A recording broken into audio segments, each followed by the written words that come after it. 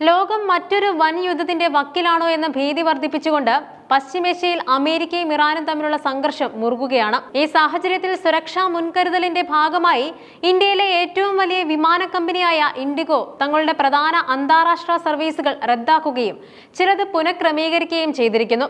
യുദ്ധഭീഷണി വെറും വാക്കുകളിൽ ഒതുങ്ങാതെ സൈനിക നീക്കങ്ങളിലേക്ക് മാറുമ്പോൾ അത് സാധാരണക്കാരായ യാത്രക്കാരെയും ആഗോള സാമ്പത്തിക വ്യവസ്ഥയെയും എങ്ങനെ ബാധിക്കുന്നു എന്നത് ഗൗരവകരമായ വിഷയമാണ്. ഇറാനിലെയും സമീപ പ്രദേശങ്ങളിലെയും അസ്ഥിരമായ സാഹചര്യം കണക്കിലെടുത്ത് യാത്രക്കാരുടെ സുരക്ഷയ്ക്ക് മുൻഗണന നൽകാനാണ് ഇൻഡിഗോ തീരുമാനിച്ചിരിക്കുന്നത്. വിമാന കമ്പനി ഔദ്യോഗികമായി പുറത്തുവിട്ട വിവരങ്ങൾ പ്രകാരം 2026 ജനുവരി 25, 26 തീയതികളിലെ ഷെഡ്യൂളുകളിലാണ് വലിയ മാറ്റങ്ങൾ വരുത്തിയിരിക്കുന്നത്. ഡൽഹിയിൽ നിന്നും ജോർജിയയുടെ തലസ്ഥാനമായ ടിബിലിസിയിലേക്കും മുംബൈയിൽ നിന്നും കസാഖിസ്ഥാനിലെ അൽമാട്ടിയിലേക്കുമുള്ള വിമാനങ്ങളാണ് അടിയന്തരമായി റദ്ദാക്കിയത്. ഈ വിമാനങ്ങളുടെ പോക്കും വരവും നിലച്ചതോടെ നൂറുകണക്കിന് യാത്രക്കാരാണ് ദുരിതത്തിലായിരിക്കുന്നത്. എങ്കിലും സംഘർഷ മേഖലയ്ക്ക് മുകളിലൂടെ പറക്കുന്നത് ഒഴിവാക്കാനാണ് കമ്പനി ഈ കടുത്ത തീരുമാനമെടുത്തത്. ജനുവരി 26 നിശ്ചയിച്ചിരുന്ന ബാക്കു, താഷ്കെന്റ്, ടിബിലിസി, അൽമാട്ടി സർവീസുകൾ പൂർണ്ണമായും റദ്ദാക്കുന്നതിന് പകരം വഴിതിരിച്ചു വിടാനാണ് ഇൻഡിഗോ ലക്ഷ്യമിടുന്നത്. സാധാരണഗതിയിൽ ഉപയോഗിക്കുന്ന ആകാശപാതകൾ ഇറാൻ വിരുദ്ധ നീക്കങ്ങൾ മൂലം അപകട സാധ്യതയുള്ളവയായി മാറിയിരിക്കുന്നു. അതിനാൽ ദീർഘദൂര പാതകൾ തിരഞ്ഞെടുക്കേണ്ടി വരുന്നതിനാൽ വിമാനങ്ങൾ ഖത്തറിലെ ദോഹയിലിറക്കി ഇന്ധനം നിറയ്ക്കും. ഇത് യാത്രാസമയം ഗണ്യമായി വർദ്ധിപ്പിക്കാനും ഇടയാക്കും. അമേരിക്കയുടെയും സഖ്യകക്ഷികളുടെയും നീക്കങ്ങൾ പശ്ചിമേഷ്യയെ ഒരു വെടിമരുന്നിന് സമാനമായ അവസ്ഥയിൽ എത്തിച്ചിരിക്കുകയാണ്. ഒമാൻ കടലിലും ഗൾഫ് മേഖലയിലുമായി അമേരിക്കൻ നാവികസേന വൻതോതിൽ നിലയുറപ്പിക്കുന്നുവെന്ന വാർത്തകൾ ലോകരാജ്യങ്ങളെ ആശങ്കയിലാക്കുന്നുമുണ്ട്. അമേരിക്കയുടെ പക്കലുള്ള ഏറ്റവും കരുത്തുറ്റ യുദ്ധക്കപ്പലുകളിൽ ഒന്നായ എബ്രഹാം ലിങ്കൺ ഒമാൻ കടലിൽ എത്തിയതായി സ്ഥിരീകരിക്കാത്ത റിപ്പോർട്ടുകൾ സൂചിപ്പിക്കുന്നുണ്ട്. F-35 സ്റ്റെൽത്ത് ഫൈറ്റർ ജെറ്റുകൾ ഉൾപ്പെടെ 90ഓളം വിമാനങ്ങൾ ഈ കപ്പലിലുണ്ട്.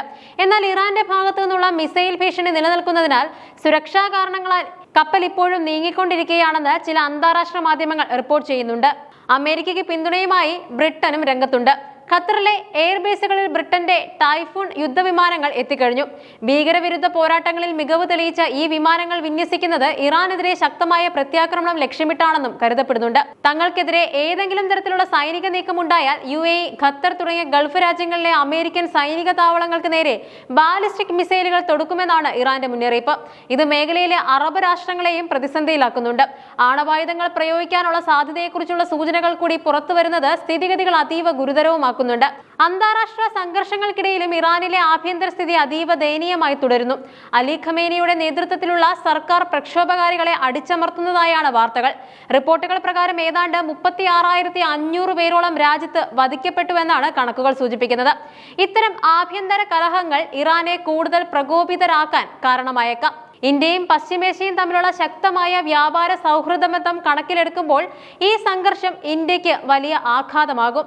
ഗൾഫ് മേഖലയിൽ യുദ്ധം പൊട്ടിപ്പുറപ്പെട്ടാൽ ക്രൂഡ് ഓയിൽ വിതരണം തടസ്സപ്പെടുകയും ഇന്ത്യയിൽ പെട്രോൾ, ഡീസൽ വില കുതിച്ചുയരുകയും ചെയ്യും. ലക്ഷക്കണക്കിന് ഇന്ത്യക്കാരാണ് UAE, ഖത്തർ തുടങ്ങിയ രാജ്യങ്ങളിൽ ജോലി ചെയ്യുന്നത്. ഇറാന്റെ മിസൈൽ ഭീഷണി ഈ രാജ്യങ്ങൾക്ക് നേരെ ഉള്ളതിനാൽ പ്രവാസികളുടെ സുരക്ഷ വലിയ ചോദ്യചിഹ്നവുമാണ്. ഇൻഡിഗോയ്ക്ക് പിന്നാലെ എയർ ഇന്ത്യ ഉൾപ്പെടെയുള്ള മറ്റു കമ്പനികളും സർവീസുകൾ വെട്ടിച്ചുരുക്കിയാൽ വിമാന ടിക്കറ്റ് നിരക്ക് കുത്തനെ ഉയരും.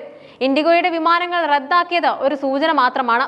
സമാധാനപരമായ ചർച്ചകളിലൂടെ പ്രശ്നപരിഹാരം ഉണ്ടായില്ലെങ്കിൽ ലോകം വലിയൊരു സാമ്പത്തിക മനുഷ്യത്വ പ്രതിസന്ധിയിലേക്ക് നീങ്ങും. യാത്രക്കാർ വിമാനങ്ങളുടെയും സ്റ്റാറ്റസ് യഥാസമയം പരിശോധിക്കണമെന്നും അനാവശ്യ യാത്രകൾ ഒഴിവാക്കണമെന്നും അധികൃതർ നിർദ്ദേശിക്കുന്നുമുണ്ട്.